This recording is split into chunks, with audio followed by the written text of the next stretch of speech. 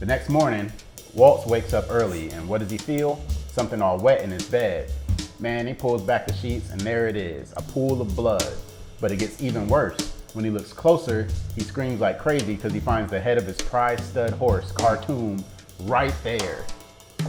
Hit him right in the pockets. Well, right in the pocket. Do you think Tom knew he was gonna decapitate the horse? Do you think Tom decapitated the horse? Who else did? Well, Tom didn't do it. Who else did? Who decapitated the horse then? Tom's the only one who went out there. Yeah. Tom's not gonna Who decapitated the horse then? Tom's not on that side of the business, man. He's just the lawyer, man. That throws off all of my views on it. I'm like Tessio now. That throws up all my plans. Who else? Would be interesting. Who else did it? Maybe I don't know. Maybe It's a connection. They had Maybe connections in Hollywood, you know? probably.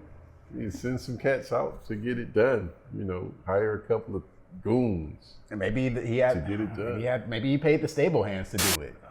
Yeah, Somebody got to get close enough to that horse. Yeah, it could have been somebody. Somebody had to get close enough to the horse to decapitate it. $600,000 and 4 hoops is the way that he described it. That's like picturing Tom with like his nice dress shirt and his vest, the sleeves rolled up with an axe. I can't even. Yeah. That's a lot of money though, because he was planning on breeding the horse. $600,000 in 1945.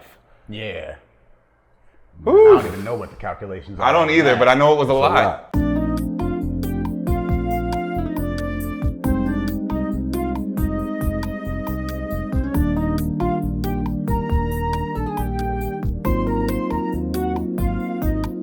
It's a lot today. Yeah, it's a lot today. A lot today. That was a hell of a scene. That was a really cool scene. That whole scene starting from the time that he Wakes up. Well, I'm talking about because it's kind of sets it up when he's talking about like when he first gets to LA. You know, that little side conversation that he had when he pulls him to the side. All right, what do you want? You know, and he's signing papers while Tom is talking. And then the look when he said, you know, get that part for Johnny Fontaine, and he looks up and then looks over at the other guy. You know what I'm saying? Like, that look right there gave me a clue. Okay, this guy is serious. Like he's like, who are you to even be Talking to me about Johnny Fontaine. I hate that dude.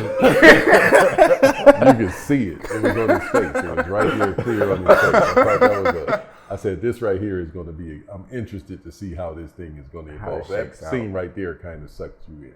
Like I remember watching it, and I'm looking like, all right, so this movie was made in the 70s, right? Yeah.